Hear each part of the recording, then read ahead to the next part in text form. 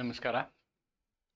ಈಗ ನಾವು ಸಂವಿಧಾನದ ಭಾಗವಾಗಿ ಅನುಚ್ಛೇದ 32ರ ಮತ್ತು 226ರ ಭಾಗವಾಗಿ ವಿವಿಧ ರಿಟ್ಗಳನ್ನು ನೋಡ್ತಾ ಇದ್ದೀವಿ. ಈಗಾಗಲೇ ನಾವು ಹೇಬಿಯಸ್ ಕಾರ್ಪಸ್ ಮತ್ತು ಮ್ಯಾಂಡಮಸ್ ಅಂತಕ್ಕಂಥ ಎರಡು ರಿಟ್ಗಳನ್ನು ಚರ್ಚೆ ಮಾಡಿದ್ದೀವಿ. ಇವತ್ತಿನ ಈ ಒಂದು ವಿಷಯದಲ್ಲಿ ಇವತ್ತಿನ ಈ ಸಂದರ್ಭದಲ್ಲಿ ನಾವು ಒಟ್ಟೊಟ್ಟಿಗೆ ಎರಡು ರಿಟ್ಗಳನ್ನು ನೋಡ್ತೀವಿ. ಒಂದು ಪ್ರಾಹಿಬಿಷನ್ ಅಂತಕ್ಕಂಥದ್ದು, ಇನ್ನೊಂದು ಶರ್ಷರರಿ ಅಂತಕ್ಕಂಥದ್ದು. ಈ ಎರಡು ರಿಟ್ಗಳನ್ನು ಇವತ್ತು ನಾನು ಒಟ್ಟೊಟ್ಟಿಗೆ ಪಾಠ ಮಾಡ್ತೀನಿ. ಹೆಚ್ಚು ಕಮ್ಮಿ ಈ ಎರಡು ರಿಟ್ಗಳಲ್ಲಿ ಒಂದು ಸಾಮಾನ್ಯತೆ ಇದೆ, ಆದ್ದರಿಂದ ಎರಡನ್ನು ಒಟ್ಟಿಗೆ ಅಭ್ಯಸಿಸುವುದು ಉತ್ತಮ ಅನ್ನುವಂಥ ರೀತಿಯಲ್ಲಿ ಈ ಎರಡೂ ರಿಟ್ಗಳನ್ನು ನಾನು ಒಟ್ಟೊಟ್ಟಿಗೆ ನಿಮಗೆ ಇವತ್ತು ಚರ್ಚೆ ಮಾಡಲಿದ್ದೀನಿ. ಅದರಲ್ಲಿ ಮೊದಲನೇದು ನಾನು ಏನು ಮಾಡ್ತೀನಿ ಅಂತಂದರೆ, ಈ ರಿಟ್ ಆಫ್ ಪ್ರಾಹಿಬಿಷನನ್ನು ಫಸ್ಟು ನಾವು ನೋಡೋಣ. ರಿಟ್ ಆಫ್ ಪ್ರಾಹಿಬಿಷನನ್ನು ಫಸ್ಟು ನಾವು ನೋಡೋಣ. ಈ ಮೊದಲು ಹೇಳ್ದಂಗೆ ಈ ರಿಟ್ಗಳು ಕೂಡ ಅನುಚ್ಛೇದ 32 ಮತ್ತು 226ರಲ್ಲಿ ಪ್ರಾವಧಾನವಾಗಿರುವಂತಹ ಅಧಿಕಾರದಲ್ಲಿ ಬರ್ತವೆ. ಅದೇ ಅಧಿಕಾರದಲ್ಲಿ ಇವು ಬರ್ತವೆ ಅಂತಕ್ಕಂಥದ್ದನ್ನು ನಾವು ತಿಳ್ಕೊಂಡಿರಬೇಕು.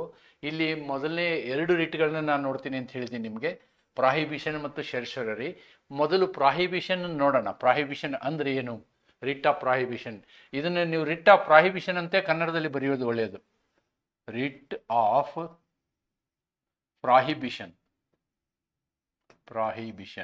ನಮ್ಮ ಕನ್ನಡದ ಸಂವಿಧಾನದ ಏನು ಆರ್ಟಿಕಲ್ಗಳನ್ನು ಸರ್ಕಾರ ಬಿಡುಗಡೆ ಮಾಡಿದೆ, ಅದರಲ್ಲಿ ಪ್ರಾಹಿಬಿಷನ್ ಅಂತಕ್ಕಂಥ ಶಬ್ದವನ್ನೇ ಉಪಯೋಗ ಮಾಡಿದ್ದಾರೆ. ಆದ್ದರಿಂದ ನೀವು ನಿಷೇಧ ಅನ್ನೋದ್ರ ಬದಲು ಪ್ರಾಹಿಬಿಷನ್ ಅಂತಕ್ಕಂಥ ಶಬ್ದವನ್ನು ಉಪಯೋಗಿಸ್ಬೋದು ಅಂಥೇಳಿ ನಾನು ಹೇಳ್ತಾ, ಈ ಒಂದು ರಿಟ್ ಏನು ಹೇಳುತ್ತೆ ಅನ್ನೋದನ್ನು ನಾವು ನೋಡೋಣ. The writ of prohibition is an order. This is an order issued by the higher court to a lower court. ನೋಡಿ, ಒಂದು ಉನ್ನತ ಹಂತದಲ್ಲಿರ್ತಕ್ಕಂತಹ ನ್ಯಾಯಾಲಯವು ಕೆಳ ಹಂತದ ನ್ಯಾಯಾಲಯಕ್ಕೆ ಕೊಡುವಂತಹ ಒಂದು ಆದೇಶವಾಗಿದೆ. ಅಥವಾ ಅದೊಂದು ಟ್ರೈಬ್ಯುನಲ್ ಆಗಿರ್ಬೋದು. ಟ್ರೈಬ್ಯುನಲ್ಗೂ ಕೊಡ್ಬೋದು. ಯಾವುದು ಕ್ವಾಸಿ ಜುಡಿಷಿಯಲ್ ಕೆಲಸವನ್ನು ಮಾಡುತ್ತೆ ಅದಕ್ಕೆ ನಾವು ಟ್ರೈಬ್ಯುನಲ್ ಅಂತ ಹೇಳ್ತೀವಿ. ಟ್ರೈಬ್ಯುನಲ್ಲು ಕೋರ್ಟ್ ಪ್ರೊಸೀಜರ್ಗಳನ್ನು ನೋಡೋದಿಲ್ಲ. ಟ್ರೈಬ್ಯುನಲ್ನಲ್ಲಿ ಒಬ್ಬ ನ್ಯಾಯಾಧೀಶ ಇದ್ದರೆ ಇನ್ನೊಬ್ಬರು ಆ ಡಿಪಾರ್ಟ್ಮೆಂಟ್ಗೆ ಸಂಬಂಧಪಟ್ಟಂತಹ ಎಕ್ಸ್ಪರ್ಟ್ ಇರ್ತಾರೆ ಅನ್ನೋದನ್ನು ನಾವಿಲ್ಲಿ ನೋಡಬೇಕಾಗತ್ತೆ.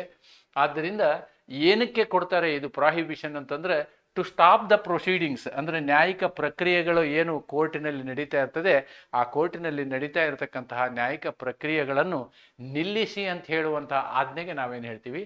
ಪ್ರಾಹಿಬಿಷನ್ ಅಂತ ಹೇಳ್ತೀವಿ. ಯಾಕೆ ನಿಲ್ಲಿಸಿ ಅಂತ ಹೇಳೋದು ಅಂತಂದರೆ, ಅಲ್ಲಿ ಅದರ ನ್ಯಾಯವ್ಯಾಪ್ತಿ ಇರುವುದಿಲ್ಲ. ನ್ಯಾಯವ್ಯಾಪ್ತಿ it has exceeded its jurisdiction, or it doesn't have a jurisdiction at all, or acting contrary to law, ಅಥವಾ ಅವರು ಕಾನೂನಿಗೆ ವಿರುದ್ಧವಾಗಿ ನಡ್ಕೊಳ್ತಾ ಇದ್ದಾರೆ ಅಂತ. ಕಾನೂನಿಗೆ ವಿರುದ್ಧವಾಗಿ ನಡ್ಕೊಳ್ಳೋದೇ ಅದು it is extra judicial activity ಅಂತ ಹೇಳ್ಬೋದು ನಾವು. ಯಾಕೆಂದರೆ ಈ ಏನು ನ್ಯಾಯಾಲಯಗಳು ಕಾನೂನಾತ್ಮಕವಾಗಿ ಮಾಡಬೇಕು. If they are doing in extra to the law means it is extra jurisdictional ಅಂತ ಆಗುತ್ತೆ. ಅದರ ಅರ್ಥನೇ ಹಾಗೆ. ಆದ್ದರಿಂದ ಇಲ್ಲಿ ಅದನ್ನು ನಿಲ್ಲಿಸೋದಕ್ಕೆ ನಾವೇನು ಕೊಡ್ತೀವಿ? ಪ್ರಾಹಿಬಿಷನ್ ಕೊಡ್ತೀವಿ. ಪ್ರಾಹಿಬಿಷನನ್ನು ಯಾರು ಕೊಡ್ತಾರೆ? ಮೇಲಿನ ಹಂತದ ನ್ಯಾಯಾಲಯವು ಕೆಳ ಹಂತದ ನ್ಯಾಯಾಲಯಕ್ಕೆ ನಿರ್ದೇಶನವನ್ನು ಕೊಡುತ್ತೆ. ಎಂಥ ಸಂದರ್ಭದಲ್ಲಿ? ಕೆಳ ಹಂತದ ನ್ಯಾಯಾಲಯವು ನ್ಯಾಯಿಕ ಪ್ರಕ್ರಿಯೆಯನ್ನು ನಡೆಸುತ್ತಾ ಇರತಕ್ಕಂಥ ಸಂದರ್ಭದಲ್ಲಿ ಅದು ತನ್ನ ನ್ಯಾಯವ್ಯಾಪ್ತಿ ಇಲ್ಲದೆ ಅಥವಾ ತನ್ನ ನ್ಯಾಯವ್ಯಾಪ್ತಿಗೆ ಮೀರಿ ಅದು ಏನು ಮಾಡ್ತದೆ? ನ್ಯಾಯಿಕ ಪ್ರಕ್ರಿಯೆಗಳನ್ನು ನಡೆಸ್ತಾ ಇರ್ತದೆ. ಅಂಥ ಸಂದರ್ಭದಲ್ಲಿ ಅದನ್ನು ನಿಲ್ಲಿಸೋದಕ್ಕೋಸ್ಕರ ಅದರಿಂದ ತೊಂದರೆ ಆದ ವ್ಯಕ್ತಿ ಹೈಯರ್ ಕೋರ್ಟ್ಗೆ ಹೋಗಿರ್ತಾನೆ. The person who is affected by the lower courts adjudication process, where he understands that the lower court doesn't have the power, or he also understands that the lower court is adjudicating its procedures beyond the power it has got, beyond the legal power it has got, beyond the jurisdiction it has got. Then that person who is affected will get the right to go to the higher court to bring the writ of prohibition. ಆವಾಗ writ of prohibition issue ಆದರೆ ಕೆಳಗಡೆ ನ್ಯಾಯಾಲಯದಲ್ಲಿ ನಡೆಯುವಂತಹ ಪ್ರಕ್ರಿಯೆ ನಿಂತು ಹೋಗುತ್ತೆ. It will B stopped. That's the purpose of writ of prohibition. ಈ prohibition ಹಕ್ಕುಪತ್ರವು ಉನ್ನತ ನ್ಯಾಯಾಲಯದಿಂದ ಅಧೀನ ನ್ಯಾಯಾಲಯ, ಕೀಳಿನ ಅಂತ ಬರಿಬೇಡಿ, ಅಧೀನ ನ್ಯಾಯಾಲಯ ಅಂತ ಹೇಳ್ತಾರೆ, ಅಧೀನ ನ್ಯಾಯಾಲಯ ಅಥವಾ ಟ್ರೈಬ್ಯುನಲ್ ಜಾರಿ ಮಾಡಲ್ಪಡುವ ಆದೇಶಗೆ ಜಾರಿ ಮಾಡುವ ಆದೇಶವಾಗಿದೆ. ಇದು ಕಾನೂನಾತೀತವಾಗಿ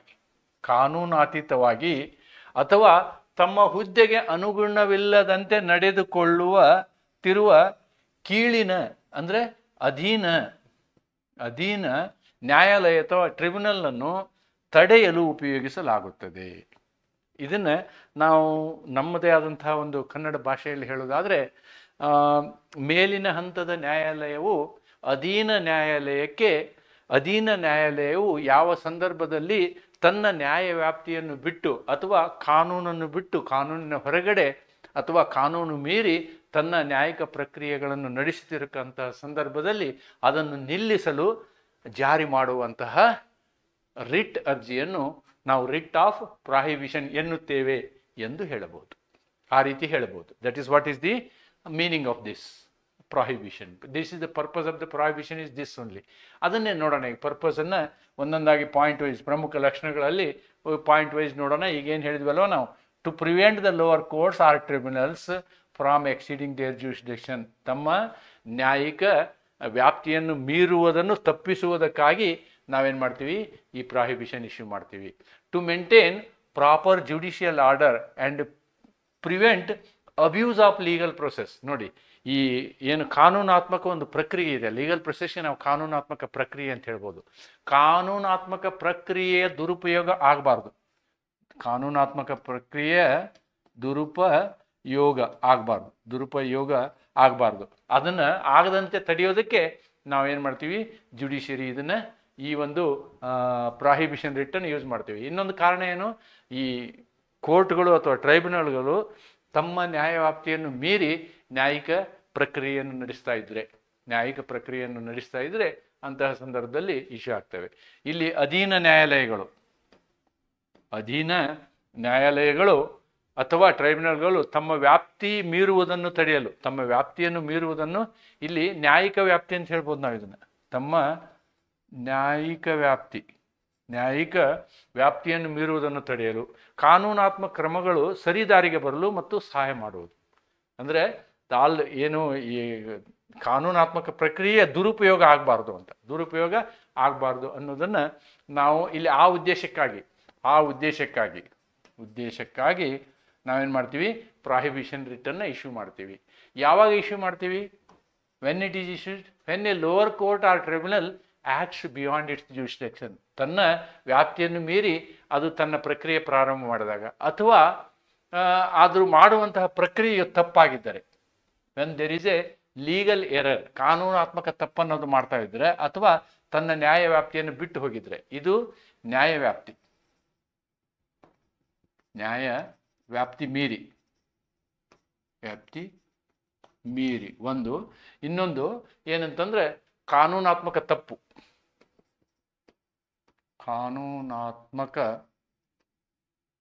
ತಪ್ಪನ್ನು ಮಾಡ್ತಿದ್ರೆ, ಈ ಎರಡೂ ಸಂದರ್ಭದಲ್ಲಿ ನಾವೇನು ಮಾಡ್ತೀವಿ, ಈ ರಿಟ್ಟನ್ನು ಇಶ್ಯೂ ಮಾಡ್ಬೋದು ಅಂತಕ್ಕಂಥದ್ದನ್ನು ನೋಡ್ತೀವಿ. ಇದು ಏನು ರಿಟ್ಟು, ಇದ್ರದ್ದು ಏನು ಲಕ್ಷಣ ಏನು? ಇದು ತಡೆಯುತ್ತದೆ, ಇಟ್ ಪ್ರಿವೆಂಟ್ಸ್, ಇದು ತಡೆಯುತ್ತದೆ. ಏನು ತಡೆಯುತ್ತದೆ? ಒಂದು ವಿಷಯ ತನ್ನ ಅಂತಿಮ ಹಂತವನ್ನು ತಲುಪುವ ಮೊದಲೇ ಆ ಒಂದು ಪ್ರಕ್ರಿಯೆಯನ್ನು ಇದು ನಿಲ್ಲಿಸುತ್ತದೆ. Before a judgement is given the whole process is stopped. ಅದನ್ನು ಮತ್ತೆ ಪ್ರಕ್ರಿಯೆಯನ್ನು ಮುಂದುವರಿಸಿದರೆ it stops the lower authority from continuing the case. ಆ ಪ್ರಕರಣದ ನ್ಯಾಯಿಕ ಪ್ರಕ್ರಿಯೆಯನ್ನು ಅಡ್ಜುಡಿಕೇಶನ್ ಅಂತೇನು ಹೇಳ್ತೀವಿ, ಅದು ಮಾಡುವುದನ್ನು ನಿಲ್ಲಿಸುವಂತಹ ರಿಟ್ ಅರ್ಜಿ ಇದು. It prohibits the adjudication process of the lower courts for the reason of their extrajudicial or extra legal activity ಅನ್ನೋದನ್ನು ನಾವಿಲ್ಲಿ ನೋಡ್ಬೋದು. ಇದು ತಡೆಯುವಿಕೆಗಾಗಿ ಮತ್ತು ಪ್ರಕ್ರಿಯೆ ಮುಗಿಯುವ ಮೊದಲೇ ಜಾರಿಗೊಳಿಸಲಾಗುತ್ತದೆ. ಮುಂದಿನ ಕ್ರಮಗಳನ್ನು ನಿಲ್ಲಿಸಲು ಇದನ್ನು ಹೊರಡಿಸಲಾಗುತ್ತದೆ ಅಂತಕ್ಕಂಥದ್ದನ್ನು ನಾವಿಲ್ಲಿ ನೋಡ್ಬೋದಾಗಿದೆ. This is the nature. ಇಲ್ಲಿ ಒಂದು ಉದಾಹರಣೆಗಳನ್ನ ತಗೊಳ್ಳೋದಾದ್ರೆ, a tribunal starts hearing a case on a subject matter it has no authority to decide. ಅದಕ್ಕೆ ಅಧಿಕಾರವೇ ಇಲ್ಲ, ಅದಕ್ಕೆ ಅಧಿಕಾರವೇ ಇರಲಾರ್ದಂಥ ವಿಷಯವನ್ನು ಯಾವುದಾದ್ರೂ ಒಂದು ಟ್ರಿಬ್ಯುನಲ್ಲು ಕ್ರಿಮಿನಲ್ ಕೇಸನ್ನು ನಡೆಸೋಕ್ಕಾಗಲ್ಲ.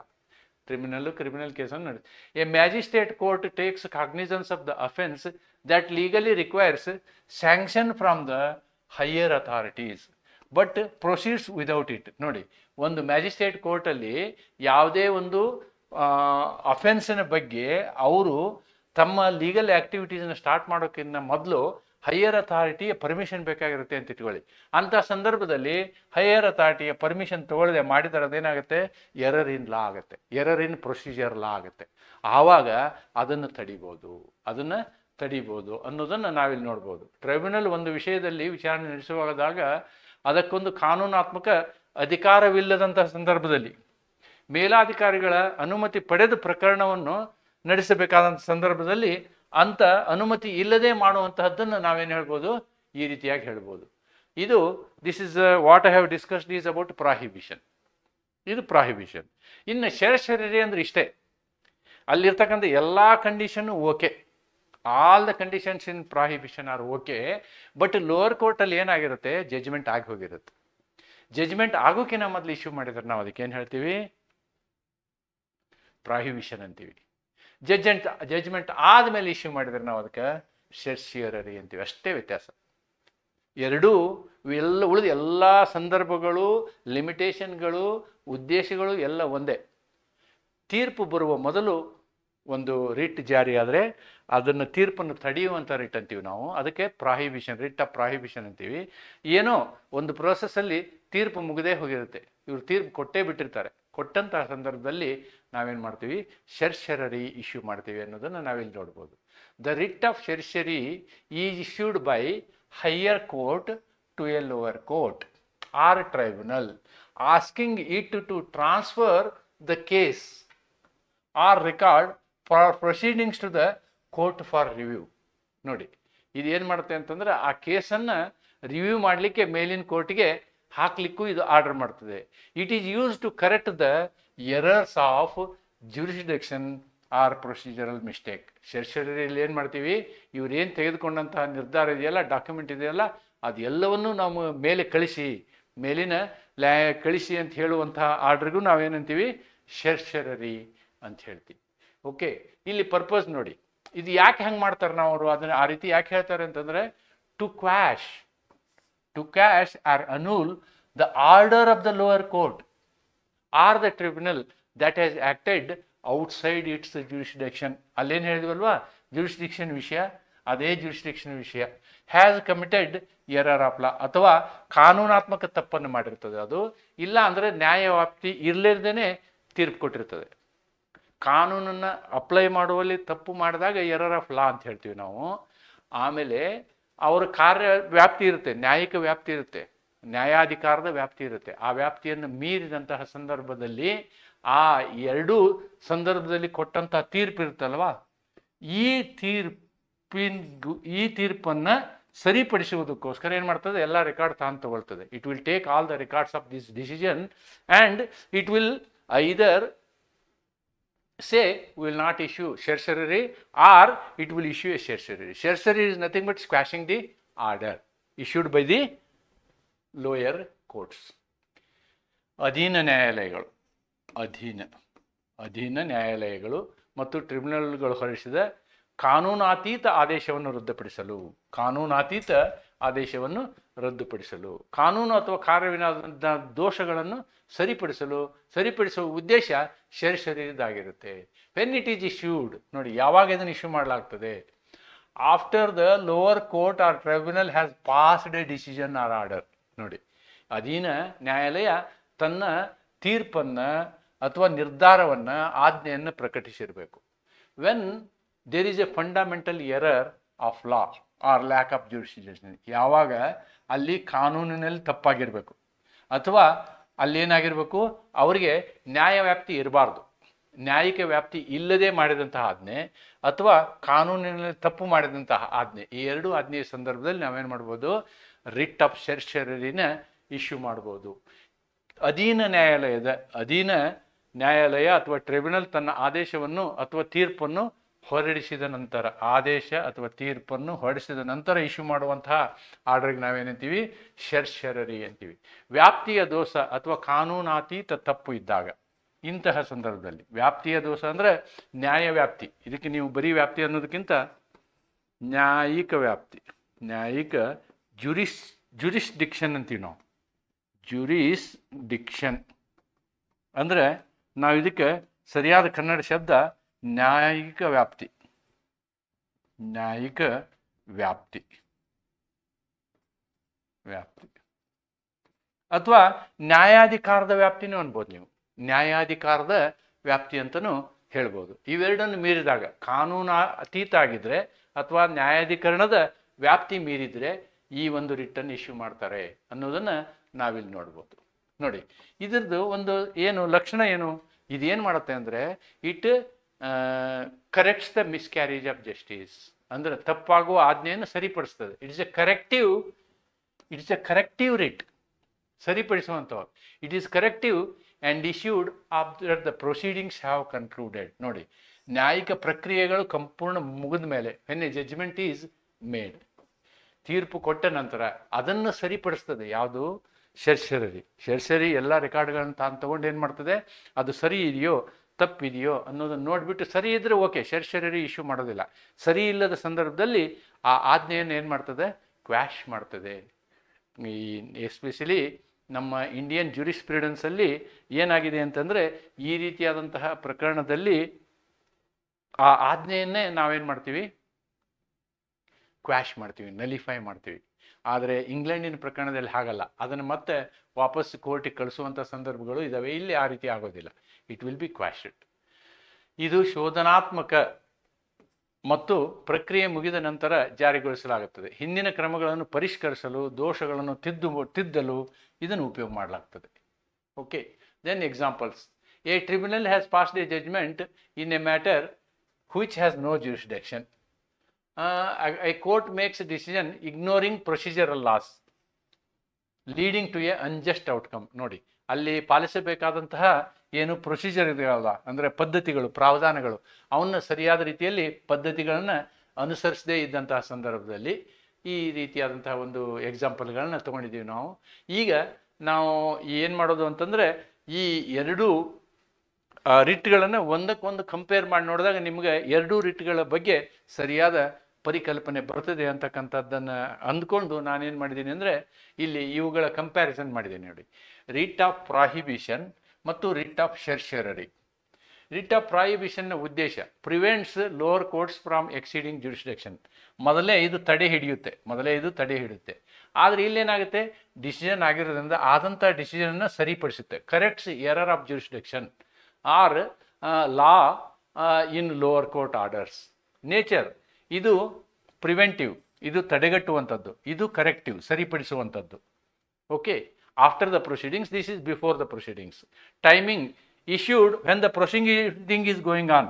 ನ್ಯಾಯಿಕ ಪ್ರಕ್ರಿಯೆ ನಡೆಯುವಂಥ ಸಂದರ್ಭದಲ್ಲಿ ಇದನ್ನು ನಾವು ಇಶ್ಯೂ ಮಾಡ್ತೀವಿ. ಇಲ್ಲಿ ನ್ಯಾಯಿಕ ಪ್ರಕ್ರಿಯೆ ಮುಗಿದ ನಂತರ, it is issued after the judgement or order is passed. What is the focus? Stops future action. ಇನ್ನೂ ಹೆಚ್ಚಿನ ಆ್ಯಕ್ಷನನ್ನು ಇದು ನಿಲ್ಲಿಸ್ತದೆ. ಇದು ರಿವ್ಯೂಸ್ ಇದ್ದ ಆ್ಯಕ್ಷನನ್ನು ಮರುಪರಿಶೀಲನೆ ಮಾಡ್ತದೆ. ಅಥವಾ ಇಟ್ ಕ್ವ್ಯಾಶಿಸ್ ದ ಪಾಸ್ಟ್ ಆ್ಯಕ್ಷನ್ಸ್. ನೋಡಿ, ಆ್ಯಕ್ಚುಲಿ ರಿವ್ಯೂ ಅನ್ನೋದಕ್ಕಿಂತ ಇಟ್ ಕ್ವ್ಯಾಶಿಸ್ ದ ಪಾಸ್ಟ್ ಆ್ಯಕ್ಷನ್ ಅಂದ್ರೂ ಏನು ತಪ್ಪೇನಿಲ್ಲ ಅಂಥೇಳಿ ನಾನು ಹೇಳ್ತೀನಿ. ಇದು ಕನ್ನಡದಲ್ಲಿ ಅದನ್ನೇ ನೋಡ್ಬೋದು ನಾವು. ಇಲ್ಲಿ ಅಧೀನ ನ್ಯಾಯಾಲಯವು ವ್ಯಾಪ್ತಿ ಮೀರುವುದನ್ನು ತಡೆಯುವುದು. ಇಲ್ಲಿ ಅಧೀನ ನ್ಯಾಯಾಲಯವು ಸಂಭವಿಸಿದ ದೋಷಗಳನ್ನು ಸರಿಪಡಿಸುವುದು. ಸ್ವಭಾವ ತಡೆಗಟ್ಟುವ ಸ್ವಭಾವ. ಇಲ್ಲಿ ಶೋಧನಾತ್ಮಕ ಅಂದರೆ ಸರಿಪಡಿಸುವ ಪ್ರಕ್ರಿಯೆ. ಇಲ್ಲಿ ಪ್ರಕ್ರಿಯೆ ನಡೀತಿರುವಾಗ ಇದಾಗುತ್ತೆ. ಇದು ತೀರ್ಪು ಕೊಟ್ಟ ನಂತರ ಆಗುತ್ತೆ. ಇದು ಮುಂದಿನ ಕ್ರಮವನ್ನು ಅಂದರೆ ಪ್ರಕ್ರಿಯೆಯನ್ನು ಅರ್ಧಕ್ಕೆ ನಿಲ್ಲಿಸುತ್ತೆ. ಇದು ಪ್ರಕ್ರಿಯೆ ಮುಗಿದಿರೋದ್ರಿಂದ ಇದ್ದ ಡಿಸಿಷನನ್ನು ಪರಿಶೀಲನೆ ಮಾಡಲಾಗ್ತದೆ. ಇಟ್ ವಿಲ್ ಬಿ ರಿವ್ಯೂಡ್ ಅಂತಕ್ಕಂಥದ್ದನ್ನು ನಾವಿಲ್ಲಿ ನೋಡ್ಬೋದು. Now let us see some case laws on this. ಕೆಲವೊಂದು ಪ್ರಕರಣಗಳನ್ನು ನೋಡೋಣ ನಾವಿಲ್ಲಿ. ಇಲ್ಲಿ ನೀವು ಈ ಮೊದಲನೇ ಪ್ರಕರಣವನ್ನು ನೋಡೋದಾದರೆ, ಕೇಸ್ ಲಾಸ್ ಅಬೌಟ್ ಪ್ರಾಹಿಬಿಷನ್ನಲ್ಲಿ ಪ್ರಕರಣಗಳನ್ನು ನೋಡೋದಾದರೆ ಈ ಪ್ರಕರಣವನ್ನು ನೀವು ನೋಡ್ಬೋದು. East India commercial company versus collector of customs 1962 ಪ್ರಕರಣ, 1962ನ ಪ್ರಕರಣ ಇದು. ಫ್ಯಾಕ್ಟ್ಸ್ ಏನಿದ್ರಲ್ಲಿ ಅಂತಂದರೆ the customs authority initiated proceedings beyond its jurisdiction. ಈ ಕಸ್ಟಮ್ ಅಥಾರಿಟಿ ಇದೆಯಲ್ವಾ, ಕಸ್ಟಮ್ ಅಥಾರಿಟಿಗೆ ನಾವೇನಂತೀವಿ ಅಂದರೆ ಕ್ವಾಸಿ ಜುಡಿಷಿಯಲ್ ಅಥಾರಿಟಿ ಅಂತೀವಿ ಇವರಿಗೆ. Quasi judicial authority. Quasi judicial authority ವಿಷಯದಲ್ಲೂ ಕೂಡ ನಾವು ಶರ್ಷರಿಯನ್ನ ಇಶ್ಯೂ ಮಾಡ್ಬೋದು. ಇಲ್ಲಿ ಏನಾಗುತ್ತೆ, ತಮಗೆ ಜುಡಿಸ್ಡಿಕ್ಷನ್ ಇರೋದಿಲ್ಲ ಅಂಥ ವಿಷಯನ ತಗೊಳ್ತದೆ. Supreme court issued a writ of prohibition. ನೋಡಿ, ನೀವು ಇದನ್ನು ಮಾಡಕೂಡ್ದು ಅಂಥೇಳಿ ತಡೆಯಾಜ್ಞೆಯನ್ನು ಸುಪ್ರೀಂ ಕೋರ್ಟ್ ಇಶ್ಯೂ ಮಾಡುತ್ತೆ. Stating that the authorities cannot act beyond their statutory powers. ಅವರ ಕಾನೂನಾತ್ಮಕ ಅವರಿಗಿರುವಂಥ ಅಧಿಕಾರವನ್ನು ಮೀರಿ ಅವರು ಈ ಕೆಲಸವನ್ನು ಮಾಡಲಿಕ್ಕೆ ಆಗೋದಿಲ್ಲ ಅಂತಕ್ಕಂಥ ಪ್ರಕರಣ. ಇನ್ನೊಂದು ಟ್ಯಾಕ್ಸಿಗೆ ಸಂಬಂಧಪಟ್ಟಂಥದ್ದು, Calcutta discount company versus income tax officer. ಇದು ನೋಡಿ, ಇನ್ಕಮ್ ಟ್ಯಾಕ್ಸ್ ಆಫೀಸರ್ ಇಲ್ಲಿ ಏನು ಮಾಡ್ತಾರೆ ಅಂತೇಳಿ. The income tax officer acted beyond jurisdiction in reopening assessments. ನೋಡಿ, ಅವನಿಗೆ ಅಸೆಸ್ಮೆಂಟ್ ರೀಓಪನ್ ಮಾಡೋ ಪವರ್ ಇರಲ್ಲ, ಅಪಿಲೇಟ್ ಅಥಾರಿಟಿಗೆ ಹೋಗಬೇಕಾಗ್ತದೆ. ಅವನೇ ರೀಓಪನ್ ಮಾಡೋದು, ಅದು ಬಿಯಾಂಡ್ ಹಿಸ್ ಸ್ಕೋಪ್. ನೋಡಿ, the Supreme Court held that prohibition could be issued when the lower authority acts in excess of jurisdiction. ಅವರಿಗೆ ರಿವ್ಯೂ ಪವರ್ ಇರೋದಿಲ್ಲ. ಆ ರಿವ್ಯೂ ಪವರ್ನ ಅವ್ರು ಮಾಡೋದ್ರಿಂದ ಇಲ್ಲೇನಾಗುತ್ತೆ, ಸರ್ವೋಚ್ಚ ನ್ಯಾಯಾಲಯ ಆ ಪ್ರಾಹಿಬಿಷನ್ ಆರ್ಡರ್ನ ಇಶ್ಯೂ ಮಾಡುತ್ತೆ. ಇವೆರಡು ಪ್ರಾಹಿಬಿಷನ್ಗೆ ಸಂಬಂಧಪಟ್ಟಂತಹ ಎರಡು ಕೇಸ್ ಲಾಗಳು. ಅದರಂತೆ ಶರ್ಷರಿಗೆ ಸಂಬಂಧಪಟ್ಟಂತಹ ಕೇಸ್ ಲಾಗಳನ್ನು ನೋಡೋಣ. T C Basappa versus T Nagappa ಅಂತಕ್ಕಂಥ ಕೇಸು. ಇಲ್ಲೇನಾಗುತ್ತೆ ಅಂತಂದರೆ, ಟ್ರೈಬ್ಯುನಲ್ ನ್ಯಾಯಾಧಿಕರಣ acted without jurisdiction while deciding N election matter. ಅವರಿಗೆ ಆ ಇಲೆಕ್ಷನ್ ಮ್ಯಾಟರ್ನಲ್ಲಿ ಆ ಪರ್ಟಿಕ್ಯುಲರ್ ವಿಷಯದಲ್ಲಿ ಎಡ್ಜುಡಿಕೇಷನ್ ಮಾಡುವಂಥ ಅಧಿಕಾರ ಇರುವುದಿಲ್ಲ. ಆದರೂ ಅದು ಡಿಸಿಷನ್ ಕೊಟ್ಬಿಡ್ತದೆ. The Supreme Court quashed the tribunal order. ನೋಡಿ, ಸುಪ್ರೀಂ ಕೋರ್ಟ್ ಏನು ಮಾಡ್ತು, ಟ್ರಿಬ್ಯುನಲ್ನ ಆಜ್ಞೆಯನ್ನು ಕ್ವಾಶ್ ಮಾಡಿಬಿಡ್ತು. Stating certiorari ensure that the lower courts or tribunals operate within their jurisdiction. ಮತ್ತು ಅವ್ರಿಗೆ ಇನ್ಸ್ಟ್ರಕ್ಷನ್ ಕೊಡ್ತದೆ, ನೀವೇನೇ ಮಾಡೋದಿದ್ರು ಏನು ಮಾಡಿ, ನಿಮ್ಮ ಜುರಿಸ್ಡಿಕ್ಷನಲ್ಲಿ ಮಾಡಿ ಅಂಥೇಳಿ ಕೊಟ್ಟಂಥ ಆಜ್ಞೆಯನ್ನು ಏನು ಮಾಡ್ತು, ನಲಿಫೈ ಮಾಡ್ತು. ಇಟ್ ಕ್ವಾಶ್ಡ್ ದ ಆರ್ಡರ್ ಅನ್ನೋದನ್ನು ನಾವಿಲ್ಲಿ ನೋಡ್ಬೋದು. ರಶೀದ್ ಅಹಮದ್ ಮತ್ತು ಮುನ್ಸಿಪಲ್ ಬೋರ್ಡ್ ಕೈರಾನ ಪ್ರಕರಣದಲ್ಲಿ ನಾವು ನೋಡೋದಾದರೆ, municipal boards order was challenged for violating principle of natural justice. ನೋಡಿ, ಪ್ರಿನ್ಸಿಪಲ್ ಆಫ್ ನ್ಯಾಚುರಲ್ ಜಸ್ಟಿಸನ್ನು ವಯಲೇಟ್ ಮಾಡೋದಕ್ಕೋಸ್ಕರ ಇಲ್ಲಿ ಏನಾಗಿತ್ತು ಅಂತಂದರೆ, ಅವರು ಆ ಆಜ್ಞೆಯನ್ನು ಚೇಂಜ್ ಮಾಡಿದರು. ಒಂದು ನೆನ್ಪಿಟ್ಕೊಳ್ಳಿ, ಪ್ರಿನ್ಸಿಪಲ್ ಆಫ್ ನ್ಯಾಚುರಲ್ ಜಸ್ಟಿಸ್ ವಿಷಯದಲ್ಲಿಯೂ ಶರ್ಷರಿ ಇಶ್ಯೂ ಮಾಡುತ್ತೆ ಕೋರ್ಟ್.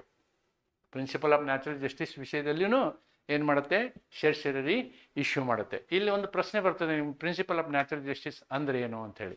ಅಗದಿ ಸಂಕ್ಷಿಪ್ತವಾಗಿ ಪ್ರಿನ್ಸಿಪಲ್ ಆಫ್ ನ್ಯಾಚುರಲ್ ಜಸ್ಟಿಸನ್ನ ಬಗ್ಗೆ ಹೇಳೋದಾದರೆ, ಯಾವುದೇ ಒಂದು ವಿಷಯವನ್ನು ನಿರ್ಧರಿಸುವ ಸಂದರ್ಭದಲ್ಲಿ ಸಂಬಂಧಪಟ್ಟಿರುವ ಎಲ್ಲ ಪಾರ್ಟಿಗಳ ಅಹವಾಲನ್ನು ಸ್ವೀಕರಿಸಿ ಅವುಗಳನ್ನು ಪರಿಗಣಿಸಿ ನಂತರ ತೀರ್ಪನ್ನು ತೆಗೆದುಕೊಳ್ಳುವುದನ್ನು ನಾವು ಏನಂತೀವಿ, ಪ್ರಿನ್ಸಿಪಲ್ ಆಫ್ ನ್ಯಾಚುರಲ್ ಜಸ್ಟಿಸ್ ಅಂತೀವಿ. ಯಾವುದೇ ಒಬ್ಬ ವ್ಯಕ್ತಿ ಮೇಲೆ ನಾವು ಒಂದು ವ್ಯತಿರಿಕ್ತ ಪರಿಣಾಮವನ್ನು ಬೀಳುವಂತಹ ನಿರ್ಧಾರವನ್ನು ತೆಗೆದುಕೊಳ್ಳುವಂತಹ ಸಂದರ್ಭ ಬಂದಾಗ ಯಾವ ಆಧಾರದ ಮೇಲೆ ನೀವು ನಿರ್ಧಾರ ತಗೊಳ್ತೀರೋ ಆ ಎಲ್ಲ ದಾಖಲೆಗಳನ್ನು ಅವನಿಗೆ ತೋರಿಸ್ಬೇಕು.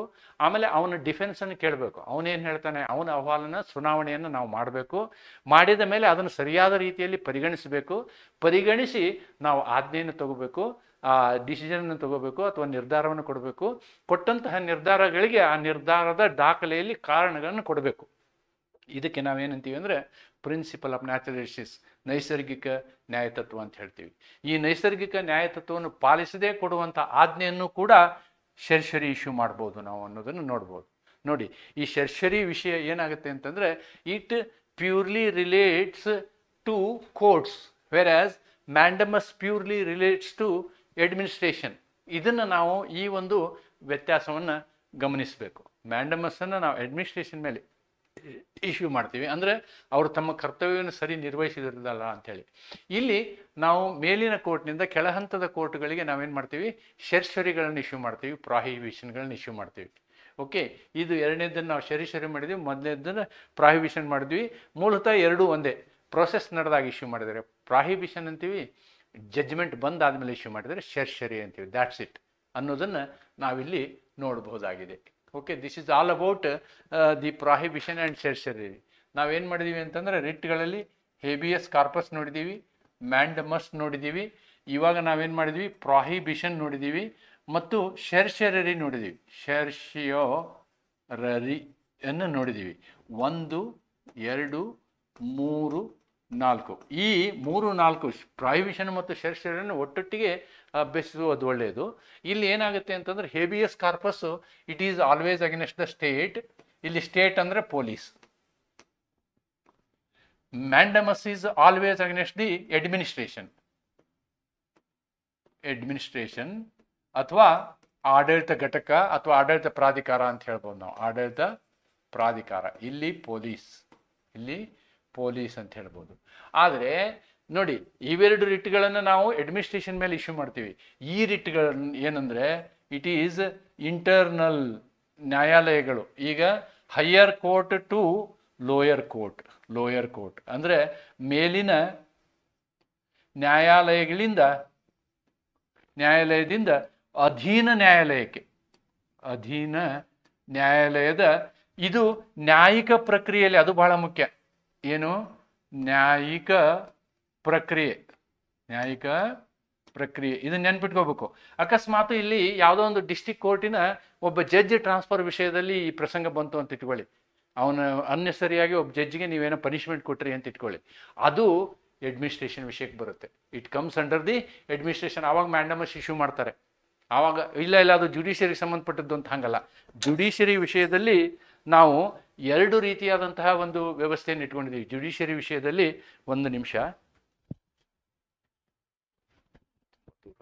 ಜುಡಿಷಿಯರಿ ವಿಷಯದಲ್ಲಿ 2 ನಾವು ವ್ಯವಸ್ಥೆಯನ್ನು ಇಟ್ಕೊಂಡಿದ್ದೀವಿ. ಆ 2 ವ್ಯವಸ್ಥೆಯನ್ನ ನಾವು ಗಮನಿಸಬೇಕು, ಅತಿ ಸರಿಯಾಗಿ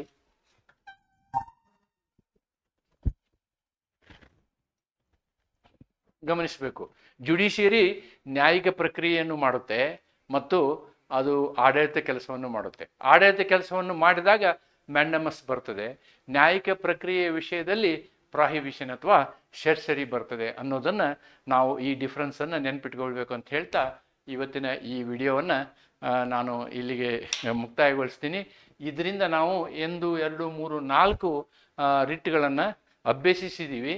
ಈಗ ಉಳಿದಿರುವಂತಹ ಒಂದು ರಿಟ್ಟನ್ನು ನಾನು ಮುಂದಿನ ವಿಡಿಯೋದಲ್ಲಿ ನಿಮಗೆ ತರ್ತೀನಿ. ಆ ವಿಡಿಯೋದ ಹೆಸರು ಕೋ ವಾರಂಟೋ ರಿಟ್ಟಿನ ಬಗ್ಗೆ ಇನ್ನೊಂದು ವಿಡಿಯೋನ ನಾನು ನಿಮ್ಮ ಮುಂದೆ ತರಲಿಕ್ಕೆ ಇಷ್ಟಪಡ್ತೀನಿ. ಮತ್ತೊಮ್ಮೆ ನಿಮ್ಮೆಲ್ಲರಿಗೂ ಅಭಿನಂದಿಸಿ, ನಿಮ್ಮ ಸಪೋರ್ಟಿಗೆ ಇನ್ನೊಂದು ಸಲ ನಿಮ್ಮನ್ನು ಅಭಿನಂದಿಸಿ, ಇನ್ನೂ ಹೆಚ್ಚು ಜನರಿಗೆ ಈ ಒಂದು ಕಾನೂನಿನ ಪಾಠಗಳ ಪರಿಚಯ ಆಗಲಿ ಮತ್ತು ಈ ಸಂವಿಧಾನದ ಅರಿವು ಭಾರತ ದೇಶದ ಜನರಿಗೆ, ಅತಿ ಮುಖ್ಯವಾಗಿ ಕನ್ನಡದಲ್ಲಿರ್ತಕ್ಕಂಥ ನಾವು ಕೂಡ ಸಂವಿಧಾನದ ಪರಿಕಲ್ಪನೆಯನ್ನು ಸೂಕ್ತ ರೀತಿಯಲ್ಲಿ, ಸರಿಯಾದ ರೀತಿಯಲ್ಲಿ ಅರ್ಥೈಸಿಕೊಳ್ಳೋಣ ಅಂತ ಹೇಳ್ತಾ ಇವತ್ತಿನ ಈ ವಿಡಿಯೋವನ್ನು ಇಲ್ಲಿಗೆ ಮುಗಿಸ್ತೀನಿ. ನಮಸ್ಕಾರ.